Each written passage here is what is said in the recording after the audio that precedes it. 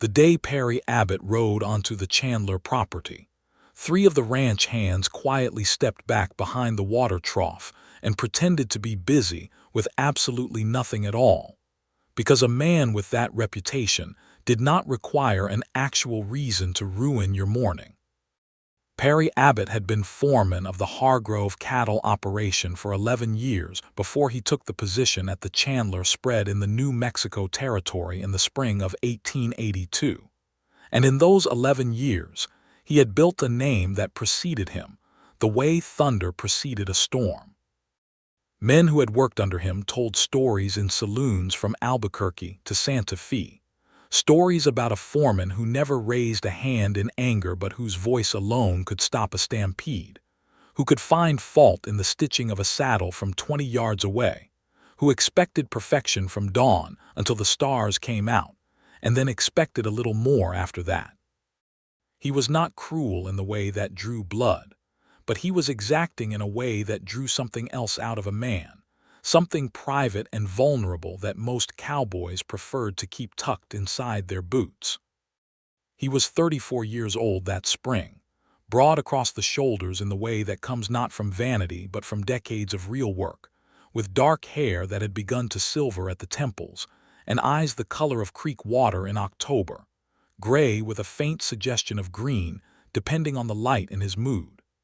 His face was the kind of face that had been handsome once, and had grown into something better than handsome, something weathered and honest and unsettling in its directness. He did not smile easily. He did not speak unless he had something worth saying, and when he spoke, every man within earshot listened, because the alternative was not pleasant. The Chandler Ranch sat 12 miles northeast of Las Cruces, on a stretch of land that the late Robert Chandler had spent 22 years building into something respectable. 300 head of cattle, a strong breeding line of quarter horses, a main house with a proper porch, and outbuildings that were kept in good repair. When Robert Chandler died of a fever the previous autumn, he had left the whole of it to his daughter Julia, who was 26 years old and had spent those 26 years learning every corner of that land with the quiet, methodical attention of someone who intended to keep it. Julia Chandler was not what the men of the territory expected when they heard that a woman had inherited a working ranch. They expected grief and confusion and an eventual sale to a neighboring outfit. What they got instead was a woman who rose before the sun, who could read weather in the color of the horizon, who kept the ledgers herself, and knew exactly which cuts of beef were moving at which price in Las Cruces and in El Paso. She was not large or physically imposing.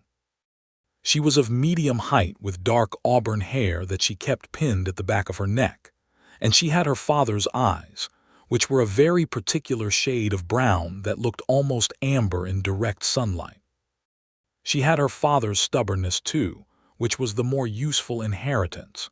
She had hired 2 foremen in the 8 months since her father's death, and both had left within 6 weeks.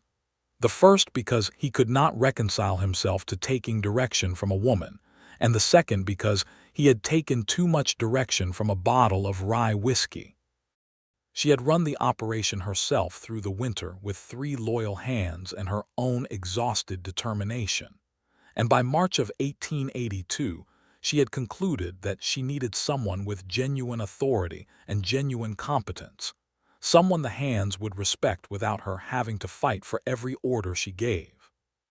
She had heard of Perry Abbott from Tom Harlow, who ran the feed operation in Las Cruces, and seemed to know everything worth knowing about the cattle business in southern New Mexico. Tom had described Perry in the way people describe weather events, with a kind of awed neutrality, as though the man were a force of nature that could be useful if properly directed. He had told her that Perry had left the Hargrove operation under circumstances that were not entirely clear, something about a disagreement with the owner's son who had recently taken over the management, something about Perry Abbott not being a man who could bend his principles to fit another man's convenience. Julia had written him a letter, It was direct and unsentimental and laid out the terms of the position with the kind of clarity that left no room for misunderstanding. She offered fair wages, a private bunk in the foreman's quarters, meals from the main house kitchen, and complete authority over the daily operation of the ranch within the boundaries she set. She did not mention that she was a woman. She had decided to let that particular piece of information arrange itself when he arrived. He arrived on a Tuesday morning in the first week of April, which in the Mesilla Valley meant that the cottonwoods were beginning to think about putting out their leaves, and the air still carried the last cool breath of winter before the desert heat came down for real. He rode a gray horse that was clearly his own and not a borrowed animal, a horse that moved with the quiet efficiency of an animal that had been trained properly and treated well. He had 2 saddlebags and a bedroll and a Winchester in the scabbard, and the kind of self-contained composure that made the watching ranch hands feel simultaneously reassured and nervous. Julia was on the porch when he rode up. She had decided not to hide inside and not to make a production of her presence either. She simply stood where she belonged, on the porch of her own house in her work clothes, with her hands folded in front of her. He pulled the gray to a stop at the hitching post and looked at her for a moment. She watched him take in the information, watched the slight recalibration behind his eyes. He swung down from the saddle with the ease of a man who had done it 10,000 times and tied the horse, and then walked toward the porch with an even, unhurried stride. "Miss Chandler," he said. His voice was exactly what she had expected from a man with his reputation. Low and measured and carrying in the way that certain sounds carry across open land without effort. "Mr. Abbott," she said, "thank you for coming." He stopped at the foot of the porch steps and looked up at her with those gray-green eyes that held no particular expression she could easily name. "You didn't mention in your letter," he said. "I didn't think it was relevant to your decision," she said. "The terms I offered were the terms. The work is the work. I didn't imagine you would have agreed to come if I'd put it plainly, and I wanted you to see the place before you made up your mind." He considered this for a moment. He looked out across the yard at the outbuildings and the corrals at the hands who were very carefully not looking at either of them while watching every bit of it, and then he looked back at her. "The letter was well written," he said finally. "Thank you," she said. "I'll stay 3 days," he said. "I'll look the place over, talk to the hands, look at your cattle and your books. After 3 days I'll give you my answer." "That's fair," she said. "Hector will show you to the foreman's quarters. Supper is at 6. He nodded once, which she would come to understand was as close as Perry Abbott got to an enthusiastic response, and went to retrieve his horse. The 3 days were something Julia spent in a careful state of performed normalcy, going about her work as she always did, watching without appearing to watch as Perry Abbott moved through the ranch with that systematic thoroughness that had clearly been the foundation of his reputation. He was methodical in a way that was almost architectural. He examined fence lines and water sources and the condition of the cattle with the concentrated attention of a man building a complete picture in his mind, adding detail by detail without rushing the composition. He spoke to the hands one at a time.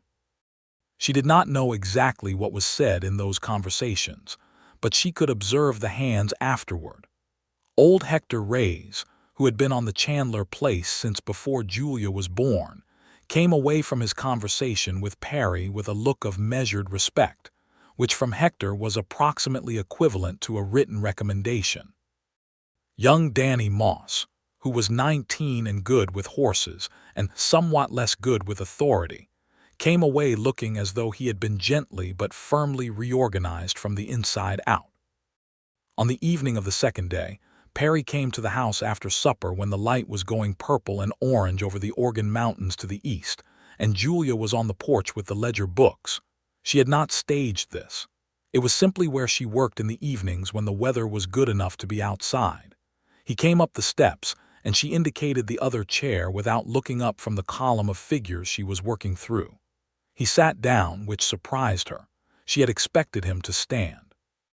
He was quiet for several minutes while she finished the page, and the quality of his silence was not impatient or uncomfortable. It was the silence of a man who understood that other people's work was real.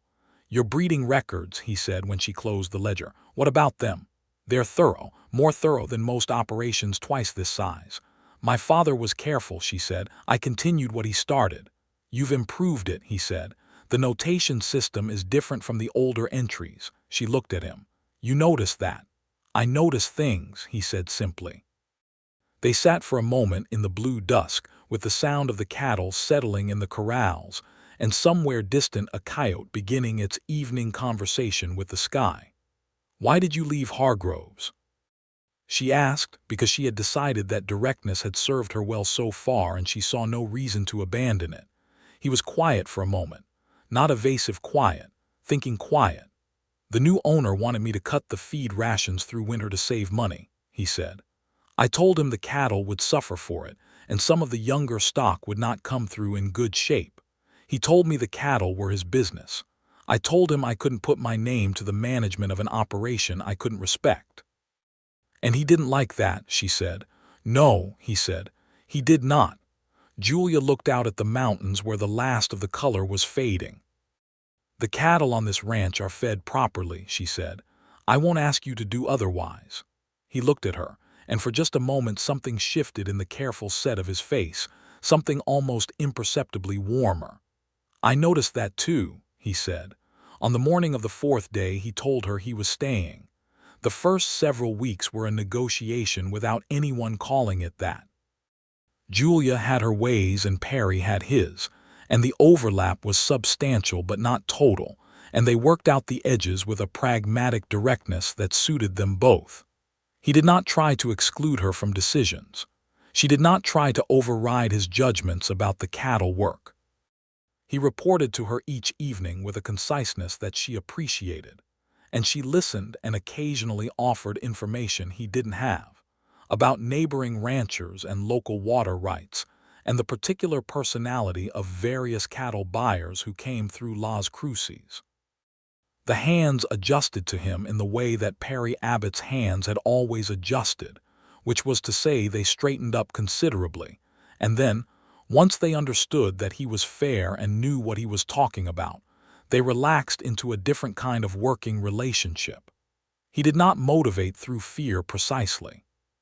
He motivated through the force of his own example, and through a kind of certainty that competence mattered and could not be faked, and most working men responded to that even if they would not have said so aloud. It was in the 5th week of his employment that the moment happened. The moment that neither of them knew yet would be the hinge point of everything. It was a Thursday afternoon, and the spring cattle drive preparation was in full swing, which meant that the yard was full of noise and activity. 2 of the neighboring ranchers had brought their herds to the Chandler spread to consolidate before the drive to the rail depot in El Paso, which was a cooperative arrangement that had been established by Robert Chandler years before, and that Julia had continued. It meant extra hands on the property, some of whom were strangers, and extra cattle, and a general elevation of the noise and confusion that attended large-scale cattle operation. Perry was in the yard with a group of roughly a dozen men, going over the drive plan for the following week. Julia could hear him from the house, not his words but his voice, which had risen to the pitch and volume appropriate to being heard clearly by a dozen working cowboys in an open yard with cattle moving behind them. It was a commanding voice. It was the voice of a man who had spent years making himself heard over the sound of the land and the animals and the wind. She had come out onto the porch to read through the drive contracts one more time before signing them, and the truth was that she had the beginnings of a headache that had started behind her left eye the previous afternoon and had not entirely resolved. The noise of the yard, the cattle and the men and the general activity, had been manageable up to the point where Perry's voice rose above it all with that particular carrying quality, going over the sequence of the drive with the authority of a man who had done this many times and expected precision. Julia set down her papers and walked to the porch railing and waited for a break in his address to the men. When he paused, she said, not loudly, not sharply, just clearly and calmly across the 20 feet that separated the porch from where he stood. "Mr. Abbott, would you lower your voice just a little?" Every single man in that yard went still. The kind of still that is more than the absence of motion. It was the held breath kind of still, the kind where 12 grown men simultaneously and silently decided they had very pressing business elsewhere while remaining exactly where they stood because they could not actually bring themselves to leave. Perry Abbott turned to look at her.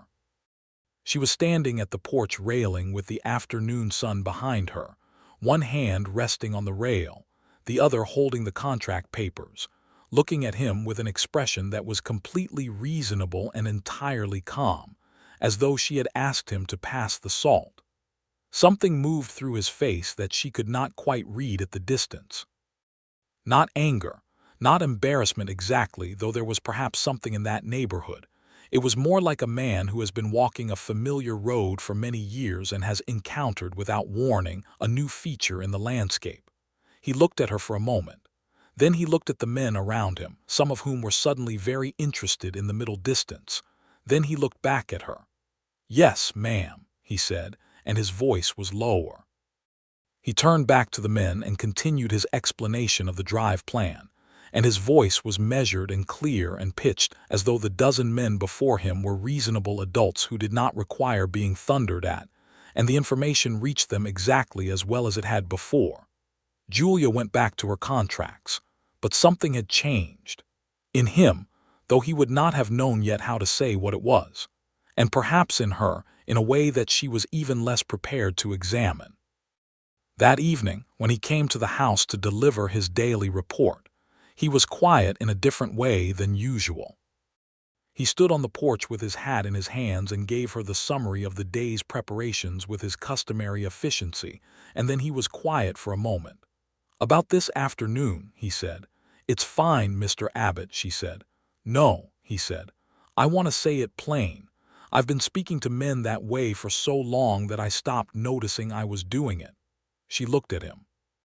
The evening was soft around them, warm for April, the smell of cattle and desert sage and the distant hint of rain from over the mountains. "I noticed you were in pain," he said. "Your left eye. You've been favoring that side since yesterday." She blinked.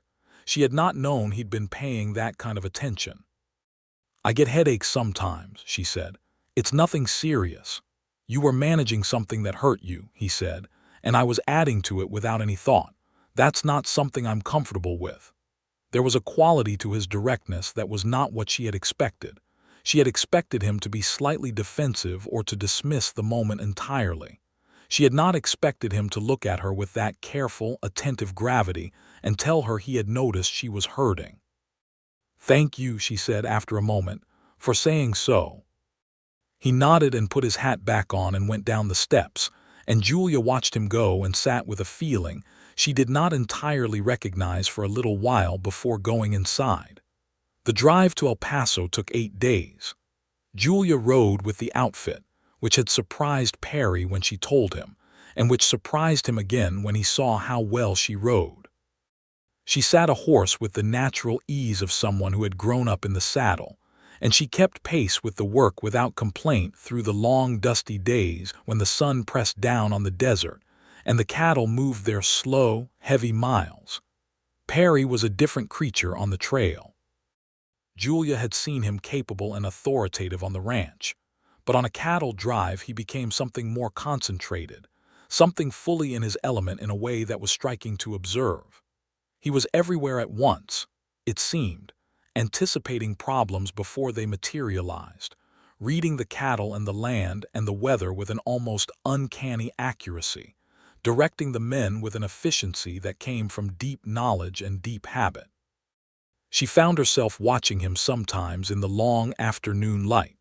This man who had frightened 3 of the hands into near silence last month, and who was currently maneuvering a group of unhappy cattle around a dry wash, with the patience of a man who had all the time in the world.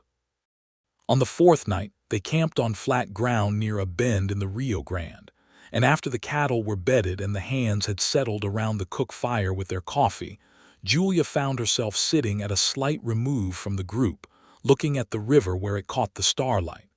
Perry came and sat near her. Not beside her exactly. Nearby in the way that is not accidental but is not announcing itself. "You've done this before," he said. "The drive." "Every year since I was 12, she said. "My father believed in knowing the whole operation, not just the parts that happened close to home." "He was right," Perry said. "He was right about a great many things," she said, "and wrong about a few." "What was he wrong about?" she considered. "He thought that when he was gone I would be relieved of the responsibility," she said. "He thought another man would come along, and that I would hand this over, and that would be the right and natural thing. He never said it outright, but I knew it was in his mind." "And you didn't want that," Perry said. "I wanted to run the ranch he built," she said, "because it was right, and because I knew how, and because nothing about handing it over to someone who would do it less well made any sense to me." Perry was quiet for a moment, looking at the river. "He underestimated you," he said. "He loved me," she said. "He just couldn't quite make his love fit the shape of what I actually was."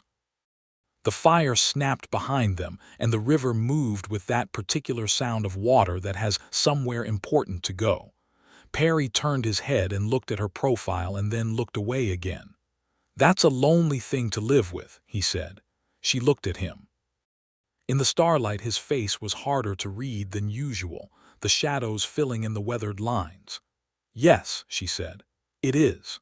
They sat together in the comfortable quiet for a while longer before she went to her bedroll, and Perry went to check on the night watch, and neither of them said anything more that night.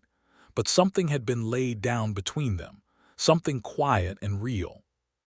El Paso in 1882 was a rough and vital place, growing fast along the Rio Grande at the Texas-New Mexico border, full of the noise and the commerce and the danger that attended any boomtown at the edge of organized territory. The cattle sold well. Julia negotiated the final price herself, which the buyer had initially resisted, and then, once he understood that she knew exactly what she was talking about and was not going to be maneuvered into accepting less than the cattle were worth, had accepted with a grudging respect. Perry was there for the negotiations, standing at her shoulder, and he did not speak unless she asked him a direct question about numbers or quality, which told her something important about him. He understood whose business this was. After the sale was concluded and the hands had been paid and given their liberty for the evening, Perry and Julia ate supper at the hotel dining room, which was the closest El Paso could offer to a proper restaurant in 1882, and it was crowded and loud, and the food was better than trail food by any measure. "You didn't let him take the $3.50 per head," Perry said, when they were settled with their plates. "It wasn't what they were worth," she said. "You knew exactly what they were worth," he said, and there was something in his voice that was not quite admiration and was not quite amazement. It was something more like recognition. "Most ranchers who have done the drive themselves don't follow the market as closely as you do." "My father taught me to follow the market," she said. "I improved the system." He smiled. It was the first time she had seen him smile properly, not the slight relaxing at the corners of the mouth that she had begun to recognize as his version of approval, but an actual smile, full and briefly unguarded, that crossed his face like light crossing a room when someone opens the door. It changed him. Made him younger and warmer and suddenly much more present. She realized she was staring and looked down at her plate. "You said that before," he said, "about improving the system, the breeding records." "I suppose I have a habit of it," she said.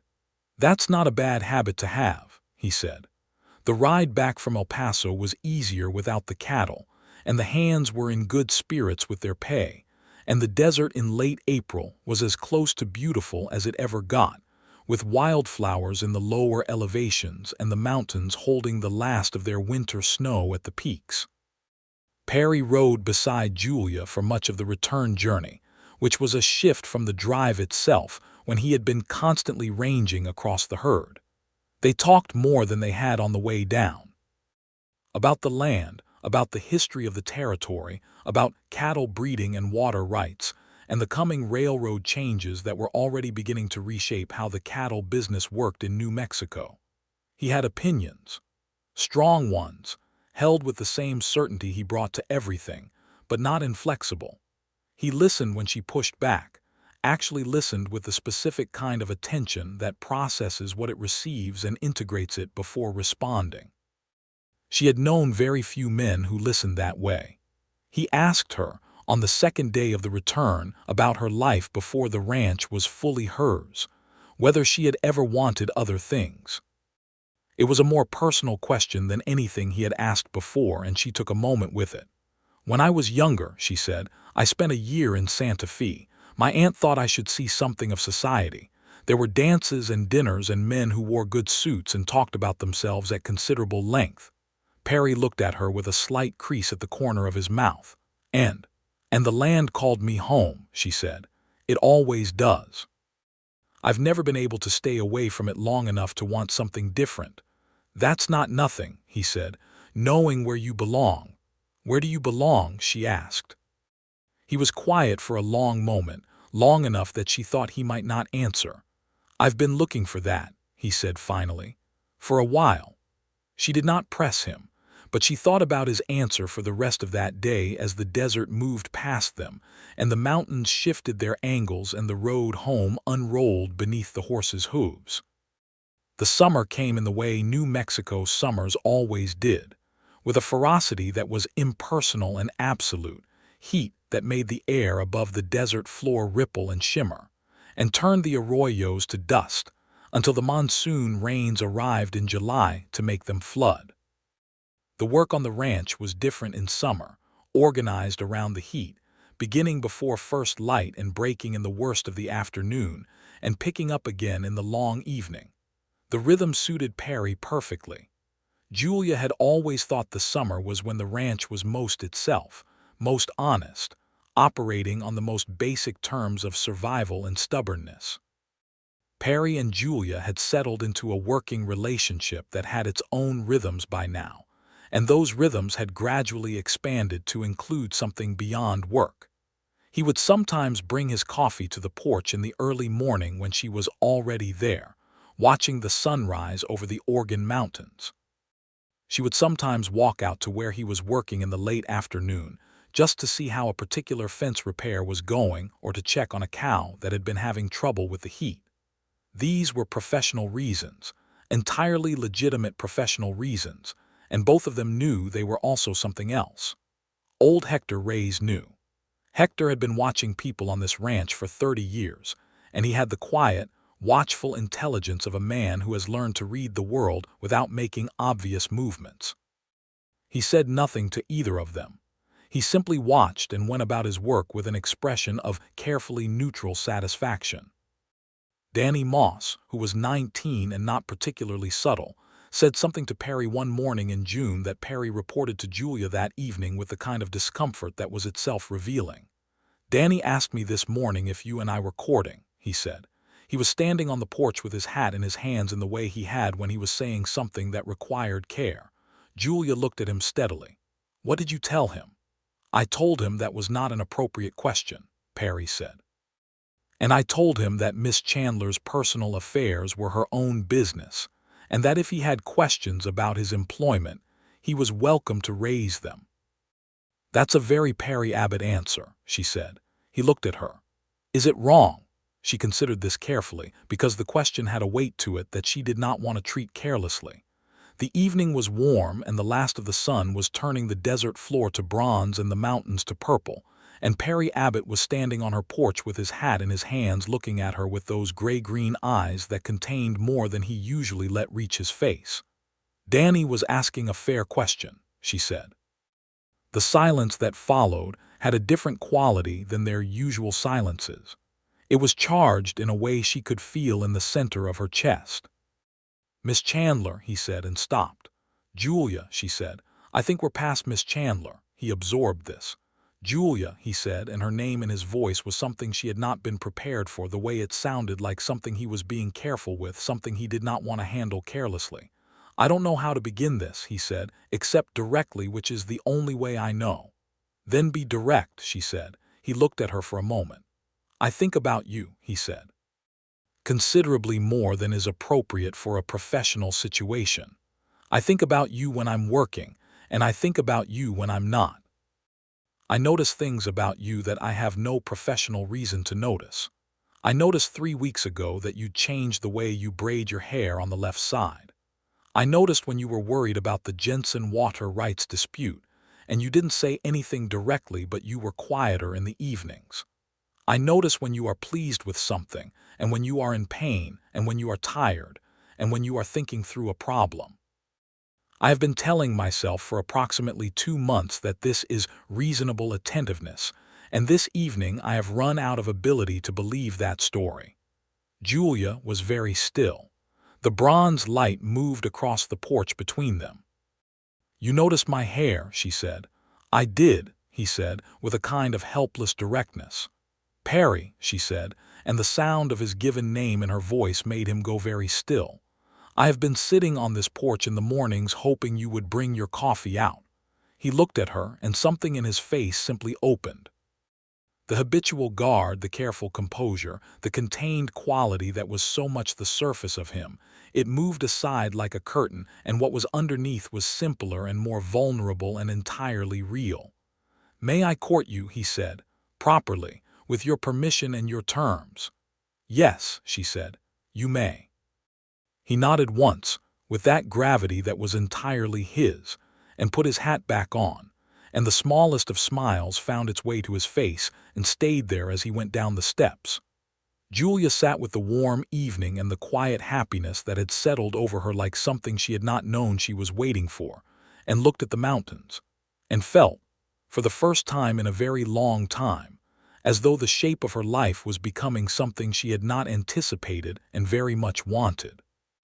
Courting in the New Mexico Territory in 1882 was a somewhat constrained business, governed by the practical reality that both parties worked from before sunrise to after sunset, and by the social conventions that still held their authority even at the edge of the frontier.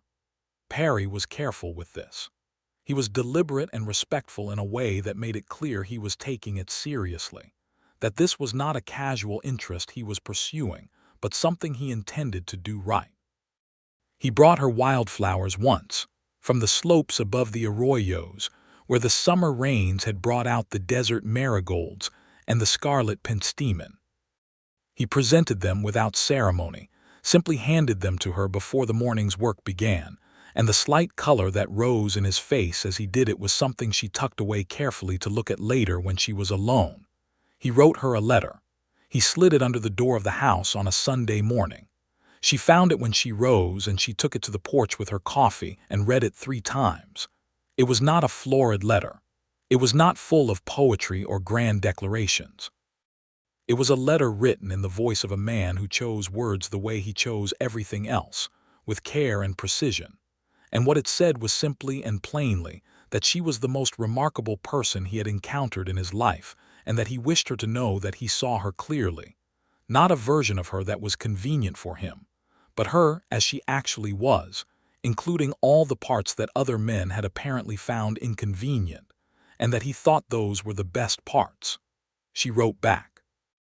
She was not sure she had ever written a personal letter that was harder to write, because she was so accustomed to precision and clarity in her professional writing, and finding that same precision for personal feeling was a different and more challenging exercise. She told him that she had been guarded for a long time, that running the ranch had required a guardedness that had sometimes bled into every other part of her life, and that talking to him had been the first time in years she had felt that her guard was something she could set down without consequence. In August, on a Saturday afternoon when the worst of the heat had passed, and the monsoon clouds were building over the Organ Mountains in their massive theatrical way, Perry took Julia riding, not to check on cattle or inspect fence lines. Riding because the land was beautiful, and they had an afternoon, and they were, it turned out, 2 people who loved the same piece of desert in the same way. They rode to a high point east of the ranch, where on a clear day you could see south into Mexico and north toward the Jornada del Muerto, the dead man's journey, that long dry stretch that had been a terror to travelers for centuries. Julia knew this spot.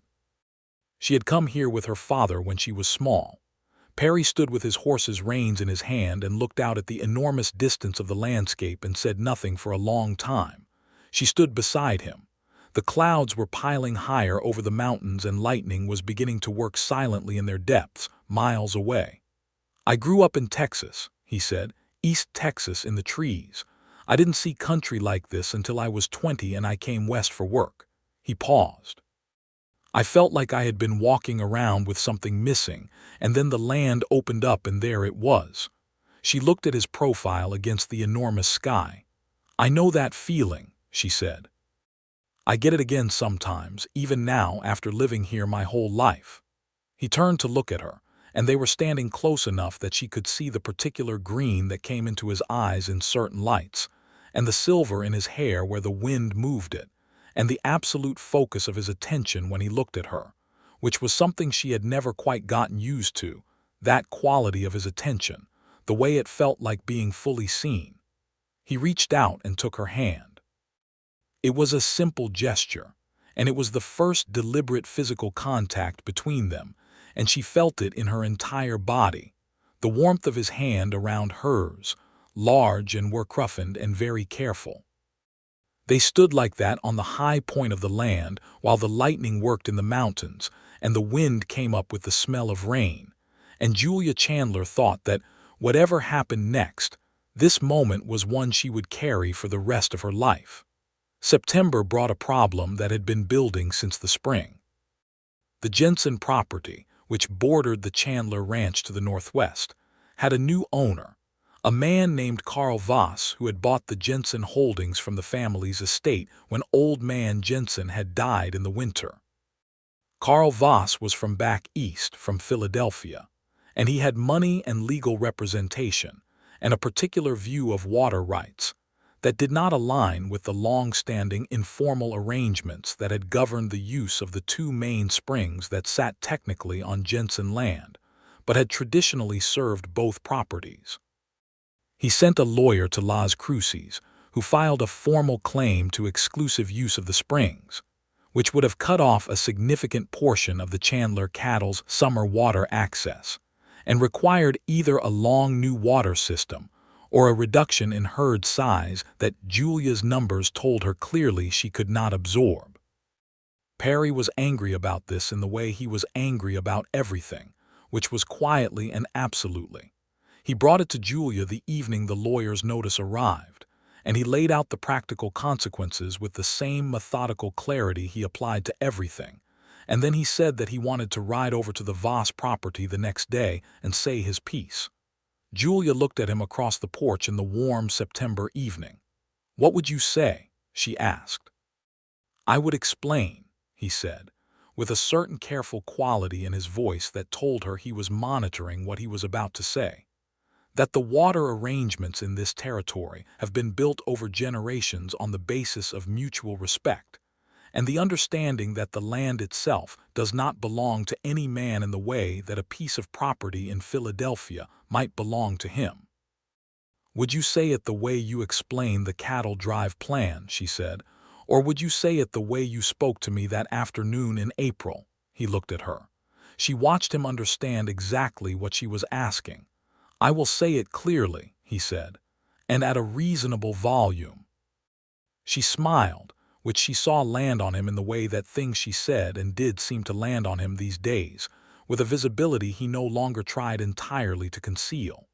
"I'll go with you," she said. "I'll bring the legal survey and the deed records." They went the next morning. Carl Voss was a man in his early 50s, well-dressed for the territory, with the slightly uneasy look of a man who had bought more than he entirely understood. He received them in the main house of the Jensen property, which was smaller and less well-kept than the Chandler house, and he had his own lawyer present, a young man from Albuquerque who wore his suit as though it gave him confidence he otherwise lacked.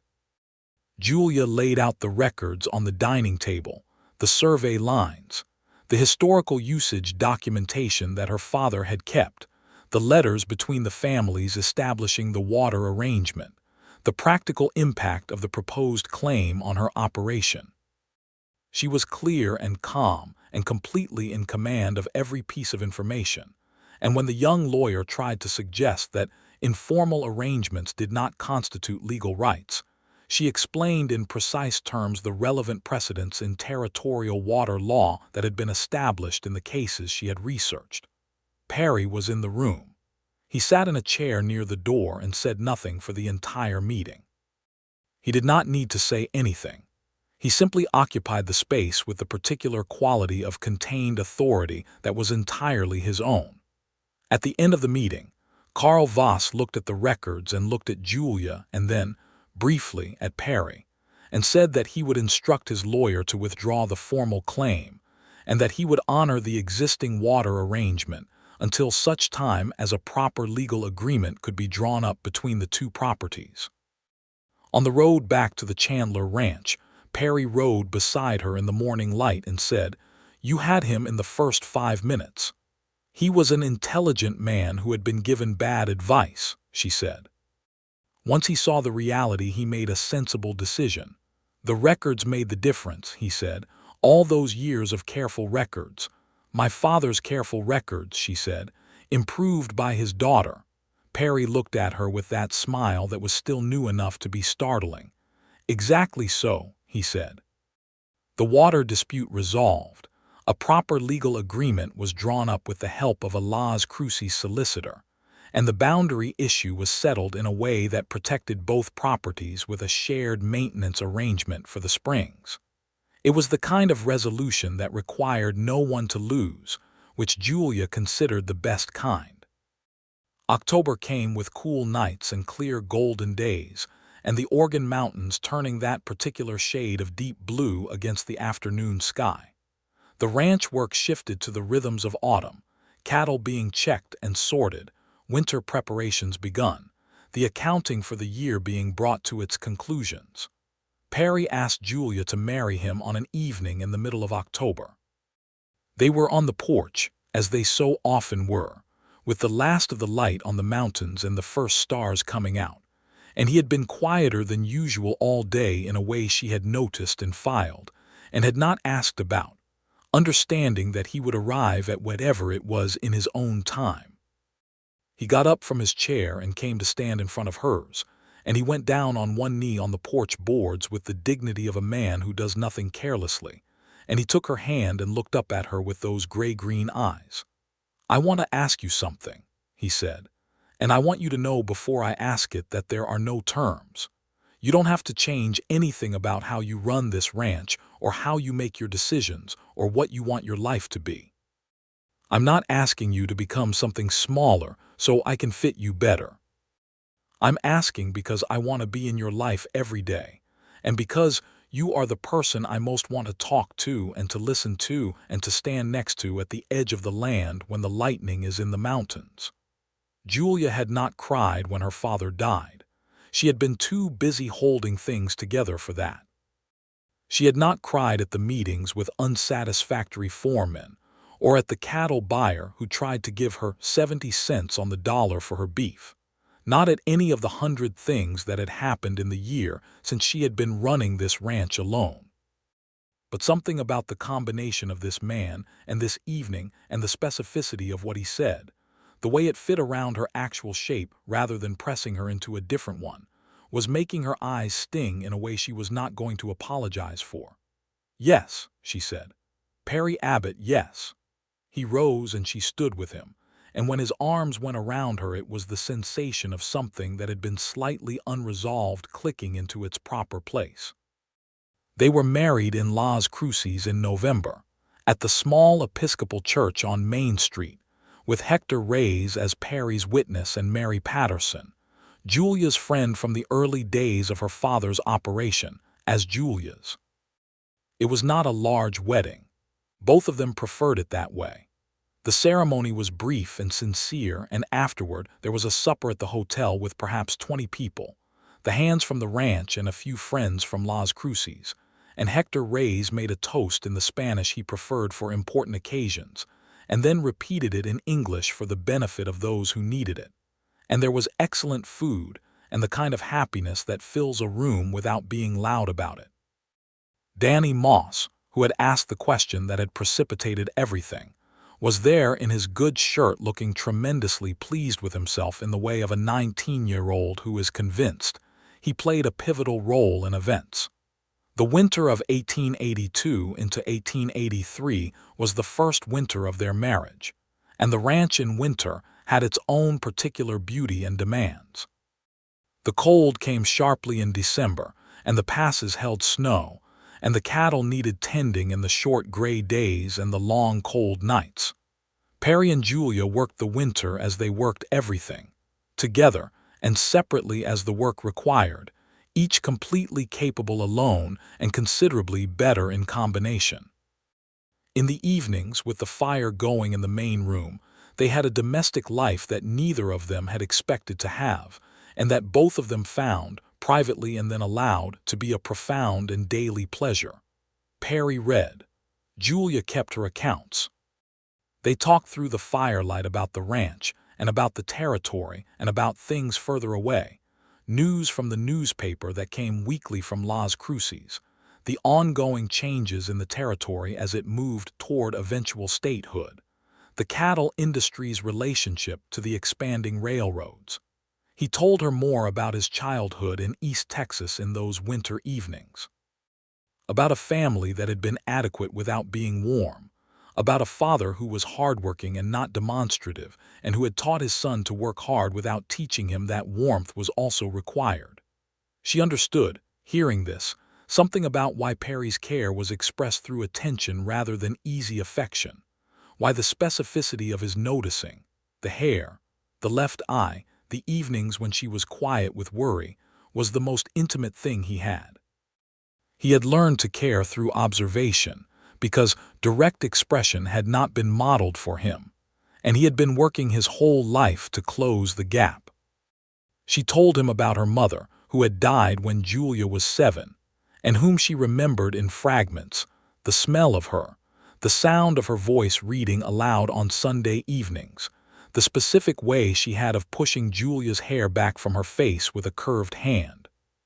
She told him that she thought her father's difficulty seeing what she actually was had been partly grief, that he had loved her mother with a completeness that her death had cracked, and that he had perhaps loved Julia the way you love something that is also a reminder of a wound. Perry listened to this with his full attention, and then he said, "You have been surrounded by people who loved you imperfectly, and you became strong enough to not need them to do it better. But you deserve better." She looked at him across the firelight. "I think I have it," she said. He reached across and took her hand, and they sat like that while the fire went down and the winter night pressed against the windows and the ranch slept around them in the cold. By spring of 1883, Julia knew she was pregnant. She told Perry on a morning in March, standing in the kitchen after breakfast with the early light coming in through the window. She told him directly because that was how they told each other things. Perry Abbott was not, by nature or habit, a man who displayed his feelings openly, but the expression that crossed his face when she told him was so completely unguarded that she would carry it with her for the rest of her life. It was not just happiness. It was a kind of stunned tenderness, as though he had been handed something he had not known he was allowed to hope for. He crossed the kitchen in 2 strides and put his hands carefully on either side of her face, and looked at her with those gray-green eyes full of everything he was still learning how to say directly. "Are you well?" he said. "I am perfectly well," she said. "You'll tell me," he said. "When you're not, you'll tell me, Julia." "I will tell you," she said. He pressed his forehead to hers, and she felt him breathe, and she put her hands over his. The pregnancy changed the rhythm of the ranch in ways that Julia monitored and managed with the same practicality she applied to everything. She rode until she could not safely ride, and then she found other ways to oversee what needed overseeing. Perry was attentive without being suffocating, which was a balance she would not have thought he could manage until she saw him do it. He watched her with care and kept his worry to himself, except in the evenings when they were alone, and he would sometimes simply ask her how she was with a directness that told her the question mattered very much. Hector Reyes began whistling cheerfully about this time, which was unprecedented in his 30 years on the Chandler Ranch, and which everyone took as a general endorsement of the situation.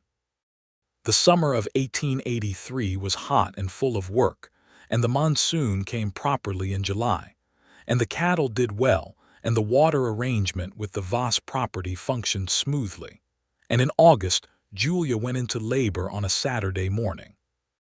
Perry was beside himself in a way that he would later describe, after the fact, as educational. He had faced challenging situations with composure for his entire working life, and the process of childbirth, which was being managed by the midwife Mrs. Gallegos from Las Cruces with calm and competent authority, required of him a patience and a helplessness that he found more difficult than anything the cattle business had ever thrown at him. He waited in the main room while Mrs. Gallegos and Mary Patterson, who had come from Las Cruces when her time arrived, attended to Julia, and he sat in his chair by the fire that was unnecessary in August but had been lit by someone anyway, and he turned his hat in his hands and was very still in the way that something that wants very badly to move is still. When Mrs. Gallegos came to the door and told him he had a son, Perry Abbott stood up and his legs were not entirely steady. The boy was born healthy and loud, which Mrs. Gallegos said was the best possible news, and he was placed in Perry's arms in the late afternoon of that August day by his wife, who was tired and luminous and looking at him with those amber eyes that caught the evening light. "His name," Perry said, looking down at this small, furious, impossibly real creature. "Robert Perry Abbott," Julia said, "for both of them." He looked at her over the top of the baby's head, this woman who had hired him because she needed someone the hands would respect, who had asked him quietly to lower his voice on an April afternoon, who had written him a letter about her guard being something she could set down, who had said yes to him on an October porch. He did not have words that fit what he was feeling. He had never, in 35 years, had adequate words for this kind of feeling. He went to sit beside her on the bed and put his arm around her carefully, and she leaned into him, and they looked together at their son. "Robert," she said softly. The baby, as though hearing his name, made a small decisive sound and wrapped his fist around Perry's finger with a grip that was surprising in its strength. "He's got opinions already," Perry said, and the sound of him laughing, a real, low, warm laugh that she had not heard very often and never wanted to stop hearing, filled the room. The years settled around them like the land settled into its seasons, with a richness that came from depth and time and the accumulated weight of days that mattered. Perry's authority on the ranch had shifted in a way that none of the hands could have entirely explained. He was still exacting. He still expected competence, and he still delivered it in such concentrated quantity himself that the bar for everyone around him remained necessarily high. But the edge that had made his name, that particular quality of barely contained severity, had softened not into weakness but into something more dimensional. The men who worked for him were not afraid of him in the old way. They respected him in a better way, the kind that is freely given because it is deserved. Danny Moss, now 21, had become a genuinely skilled horseman, and Julia's particular project in this, her belief that the boy had talent worth cultivating having been borne out by 2 years of steady development. He could read a horse the way Perry could read cattle, with a kind of intuitive attunement that was rare enough to be worth nurturing. Old Hector Reyes, who was now more than 60 and whose knees gave him trouble in the cold months, had transitioned without anyone making a particular production of it from active ranch work to a kind of advisory and organizational role that suited both his experience and his physical limitations. Perry had managed this shift with a delicacy that Julia had noticed and been moved by, because she knew what Hector's dignity meant, and she had not been certain that Perry fully understood the particular texture of a man who has given his life to a place and does not want to be made to feel dispensable. Perry had understood entirely.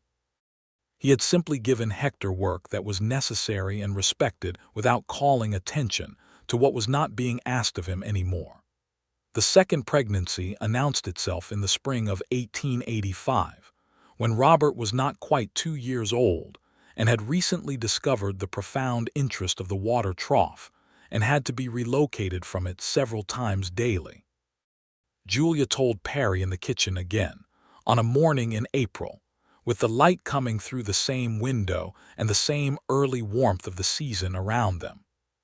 He crossed the kitchen in the same 2 strides and took her face in his hands in the same way, and the expression on his face was the same, and was also entirely different because he was a man who had been practicing love for 2 years now, and it had deepened into something that wore its own history.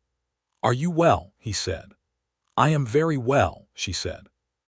He kissed her then, properly, the way a man kisses a woman when he has been married to her for 3 years, and the familiarity has not made it routine, but has made it carry everything that has happened in those years. The second child was a daughter, born in December of 1885, in a snowfall that was unusual for the Mesilla Valley, and that Perry had stood outside watching for a moment before coming in, as though the weather had arranged itself specifically for the occasion. They named her Clara, after Perry's grandmother, who had been, by his account, the only person in his East Texas childhood who had loved him in a way that asked nothing back. Robert, who was 2.5 and thoroughly unimpressed by the new addition for the first several days, eventually warmed to his sister with the particular fierce protectiveness of an older brother, who has decided to accept a responsibility he did not ask for, and this development in his character was one that made both his parents quietly proud. The ranch grew.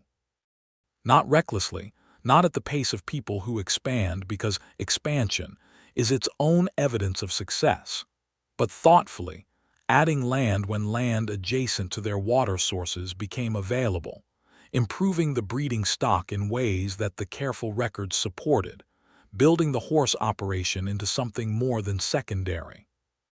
Perry's knowledge of cattle was deep and proved, and Julia's knowledge of the business of cattle, the markets and the timing and the relationships with buyers, meant that together they operated with a completeness that neither would have had alone.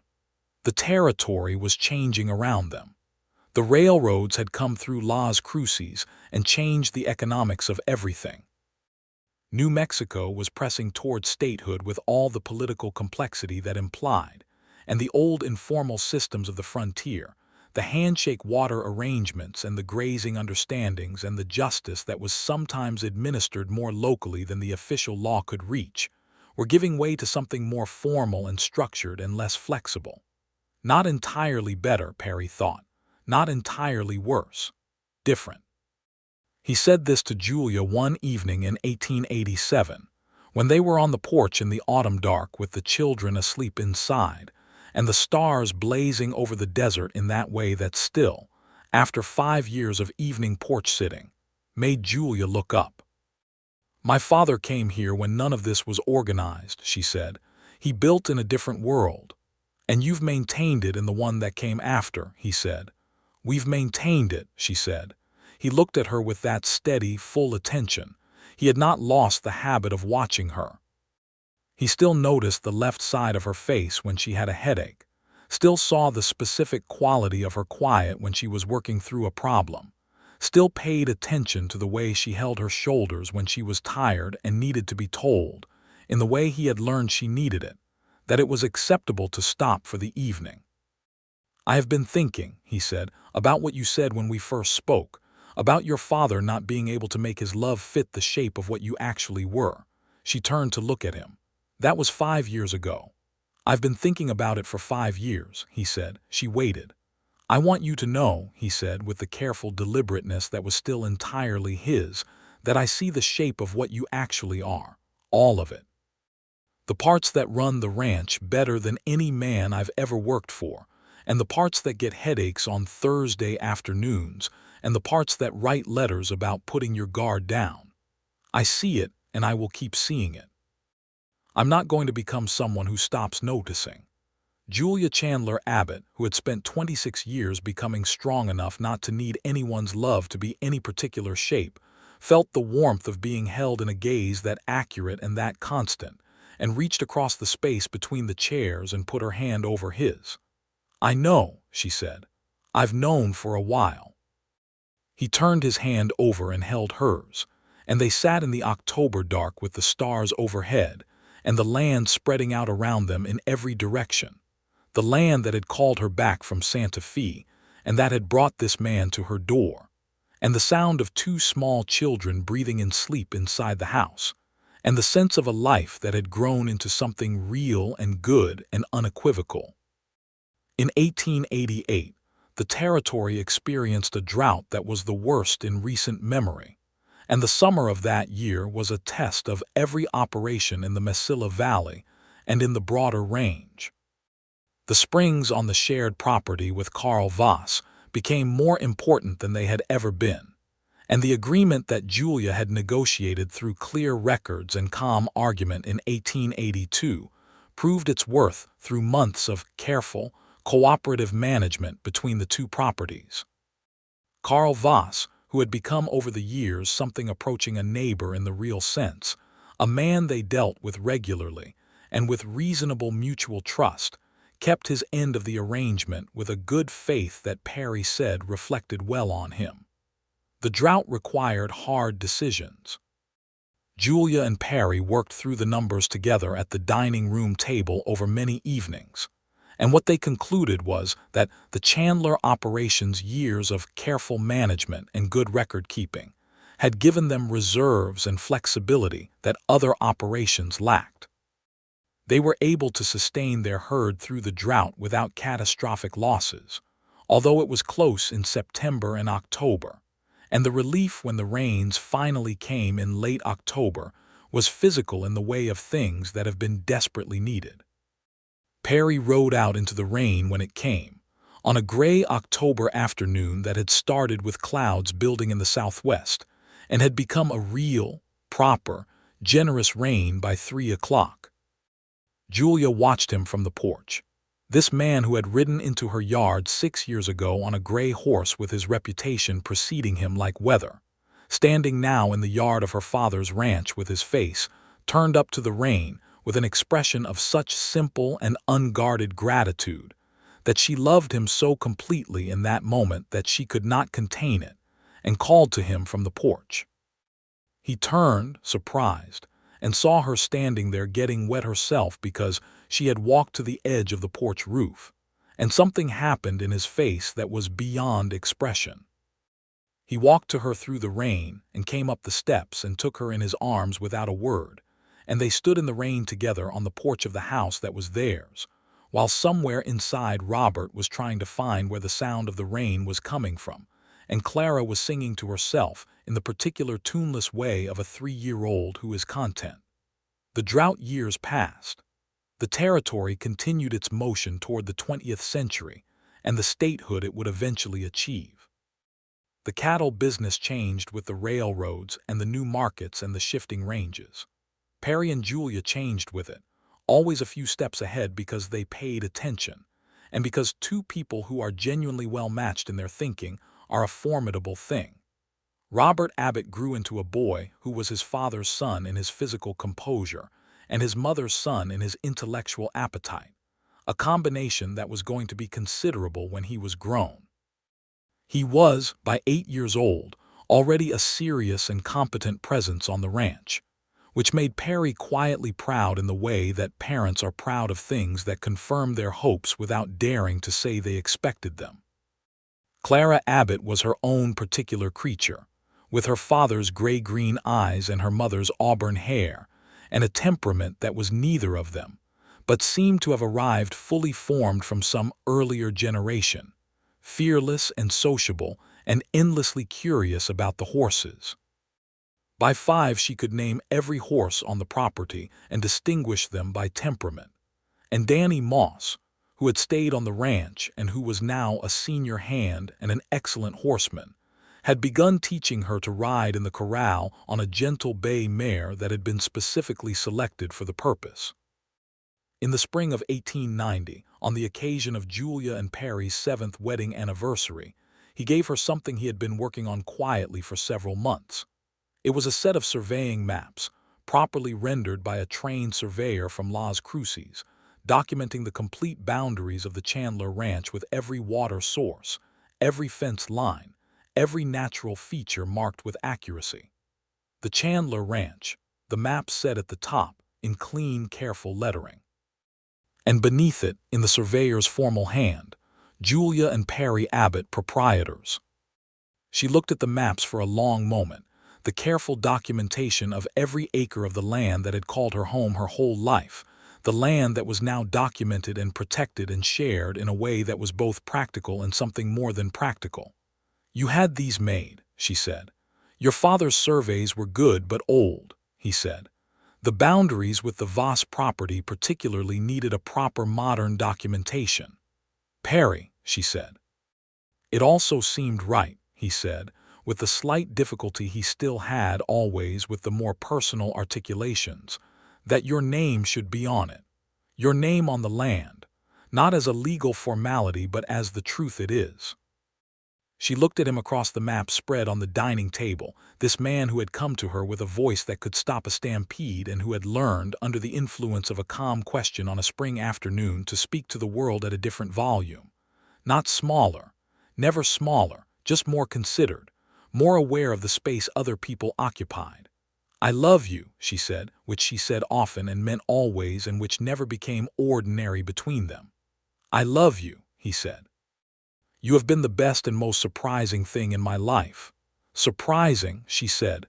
"You hired me," he said, "without telling me you were a woman. You then proceeded to be considerably smarter than me in every way that matters in running a ranch, while asking me to apply the things I'm actually useful for. You changed me, Julia. You changed me by asking me, on a Thursday afternoon with a headache you didn't mention, to lower my voice." She looked at him with those amber eyes. "You were very loud," she said. "I was," he said. "I had been loud for a long time and no one had ever asked me simply and quietly to stop." "No one had ever asked you," she said, "because they were afraid of you." "Yes," he said. "I wasn't afraid of you," she said. "I know," he said. "That was the first thing." They were quiet together with the maps between them and the spring afternoon outside the windows and the sounds of the ranch moving through the open air. "What was the second thing?" she said. "You went back to your papers," he said. "After I said yes, ma'am. You went straight back to your papers, as though my compliance was simply the expected and appropriate outcome and you had other things to attend to." She laughed. It was a real laugh, unguarded and warm, and it crossed the room and landed on him in the way her laughter always did, like something that found the warm places in him that the East Texas years had left bare. "It was the expected outcome," she said. "It was," he agreed. And something about being expected to do the right thing rather than being braced for the worst was something I had not experienced in professional life before. He came around the table to her, and she put her hand on his chest and looked up at him, and he covered her hand with his. "I had waited," he said quietly, "for someone who would see me clearly and want what they saw. I didn't know that was what I was waiting for, but there it was." Outside, Robert was calling for his father in the yard, the way children call for the specific parent they want at a specific moment, with an urgency that makes the waiting impossible. Perry turned his head toward the sound and then looked back at Julia with a look that encompassed all of it: the child calling, the ranch, the maps on the table, the woman with her hand on his chest. "He needs you," she said. "He does," Perry said, and kissed her once, carefully and with feeling, and went to find his son. The years that followed were years of a life fully lived on land that was fully known and fully loved. The territory of New Mexico moved toward the new century with all the complexity of a place at the edge of its frontier era, the old ways yielding to new organization, the cattle drives becoming less dramatic and more logistical as the rail connections extended, the informal social arrangements of the frontier years giving way to the formal structures of a maturing society. Perry and Julia Abbott adapted with the same practical intelligence they brought to everything.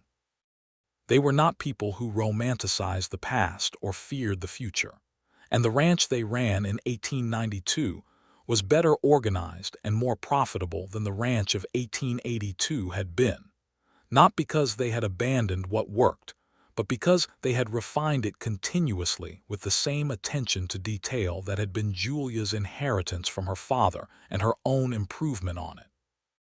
Perry's reputation in the territory had become something different over the years from what it had been when he rode in on the gray horse.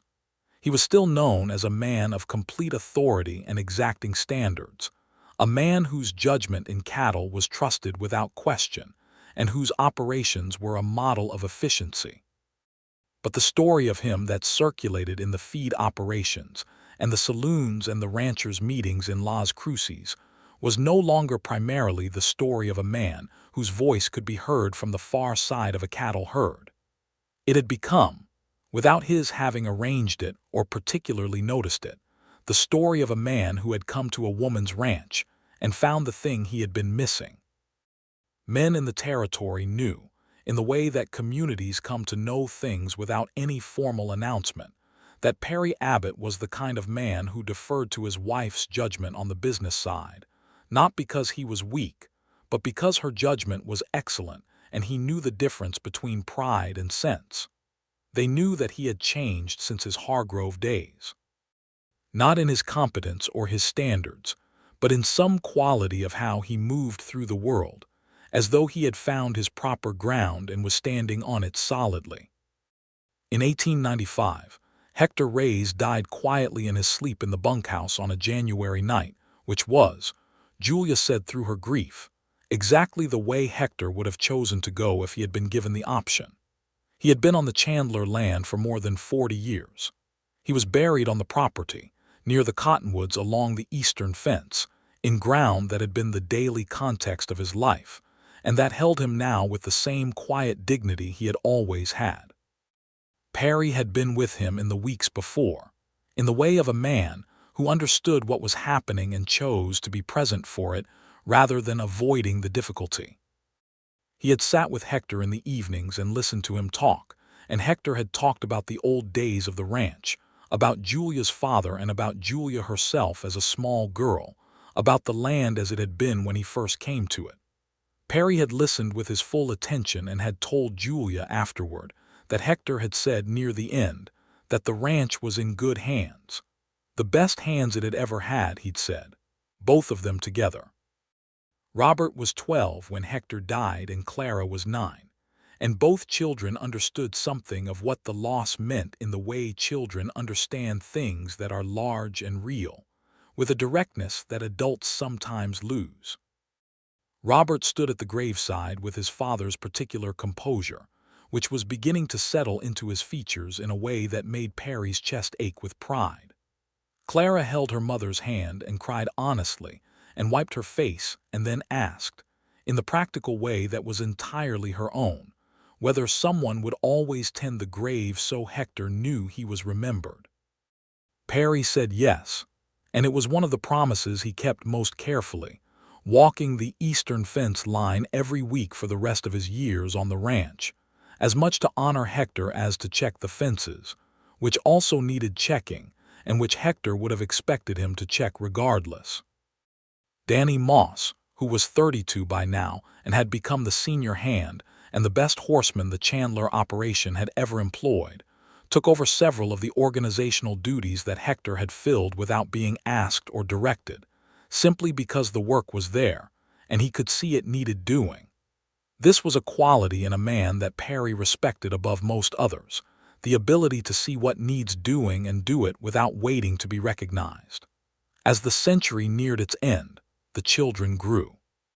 Robert, at 15, was already doing the work of a man on the ranch, with his father's capacity for sustained focus and his mother's instinct for the big picture of how all the parts fit together. He was going to be excellent, Perry thought. He was already excellent. Clara, at 13, had decided she wanted to improve the horse breeding program, which had been a good secondary operation for years, and which she believed could be much more than secondary. She presented this argument to both her parents at the supper table one evening, with the systematic clarity of her mother's mind and the quiet authority of her father's delivery. And Perry and Julia looked at each other across the table with the private communication of people who have been paying attention to each other for a long time, and agreed that she had made a strong case. By the spring of 1897, the horse breeding program under Clara's increasingly capable management had begun to attract attention from buyers in a way that elevated it from secondary to genuinely significant. She was 14 and had a gift that was both innate and cultivated, and she worked with it the way both her parents worked with everything, completely and without reservation. Perry watched his daughter work with the horses on a morning in April, in the same month that he had ridden onto this property 15 years before, and he thought about the specific chain of events that had brought him here. The disagreement with the Hargrove owner's son, the letter that had not mentioned that Julia was a woman, the drive to El Paso where she had negotiated her own sale price, the high point of land where he had taken her hand while the lightning moved in the mountains. And before all of that, on a Thursday afternoon in the first spring of his employment, a voice from the porch asking him quietly, with complete calm, to lower his voice. Such a small thing to have been the beginning of so much. He came in for the midday meal and Julia was at the table with the breeding ledger, the newest one, an extension of the system her father had begun, and she had improved, and Clara was now extending further in the direction of the horse records. 3 generations of careful attention to the same land, to the same work. "You're doing that thing," Julia said, without looking up from the ledger. "What thing?" he said.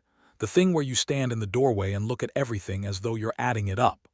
"I am adding it up," he said. She looked up then. She was 41 years old and more beautiful to him now than she had been at 26, though beautiful was not quite the right word for what she was. She was something more specific than beautiful. She was Julia, which had become its own category of definition over 15 years of marriage. "What's the total?" she said. He came to the table and sat across from her and looked at her steadily. "More than I knew how to expect," he said. "More than I would have known how to ask for." She looked at him with those amber eyes. "Perry Abbott," she said, "in 15 years you have become considerably better at saying the thing directly." "I've had a good teacher," he said. She reached across the ledger and took his hand. "We have built something real here," she said. "We have," he agreed. "Your father's ranch." "Our ranch," she said. He looked at their joined hands on the open ledger, the breeding records that represented the accumulated knowledge and care of decades of attention to this land and these animals. He thought about the gray horse he had ridden in on, and where that horse was buried now, in the upper pasture, with a proper marker because Julia had insisted on it and he had not argued, because she was right. He thought about every morning he had brought his coffee to the porch and found her already there. He thought about the boy who was going to be remarkable and the girl who was already changing what the horse business on this ranch could be. "Our ranch," he said. And the word "our" had the same weight it had always carried between them, the weight of something freely chosen and continuously earned. Outside, the April afternoon was doing what April afternoons did in the Mesilla Valley, building toward the blue perfection of the late day when the light went gold, and the mountains turned to something almost violet, and the desert, that beautiful and demanding desert, opened up its full space in every direction. The cottonwoods along the fence line were putting out their new leaves. The water in the springs ran clear. The cattle moved with the slow purpose of animals that are well fed and well cared for on land that knows them. Perry Abbott, who had been the most feared foreman in the New Mexico Territory, who had managed 11 years of another man's cattle with exacting precision, and earned a reputation that had made ranch hands step behind water troughs when he arrived, sat at the table in the house that was his home with his wife's hand in his, and was at peace in a way that required no explanation and no particular volume to communicate. It simply was, as real and as lasting as the land itself. And that evening, as the sun went down behind the Rio Grande and the mountains caught the last of it, the two of them sat on the porch in the chairs that had held so many evenings of their life together, and Robert came to ask his father something about the cattle management he was working to understand, and Clara came behind him wanting her mother's opinion on a detail of the horse records, and the porch was full of voices for a while. The four of them sorting through the questions of the ranch and the coming season, until the stars came out one by one over the desert, and the children went inside. And then it was quiet, the good kind of quiet that is not empty but full, with two people who had found each other against the odds of their own natures and the practical demands of frontier life, and had built something that would outlast them and the children who carried both of them forward, in the land that held the record of their work, in the careful ledgers that documented the life of a ranch where someone had always paid close attention. Perry reached over in the dark and took her hand. She leaned her head briefly onto his shoulder. The stars over the Organ Mountains were, as they had always been, very bright and very numerous and completely indifferent to the small human dramas below them, which was itself a kind of comfort, the reminder that the world was large and had been large long before any of them arrived in it and would be large long after, and that the proper response to that enormity was not fear but the particular, stubborn, daily act of loving what you had been given and tending it as carefully as you knew how. Which was, in the end, what both of them had always done, and continued to do together in the long good years that still lay ahead.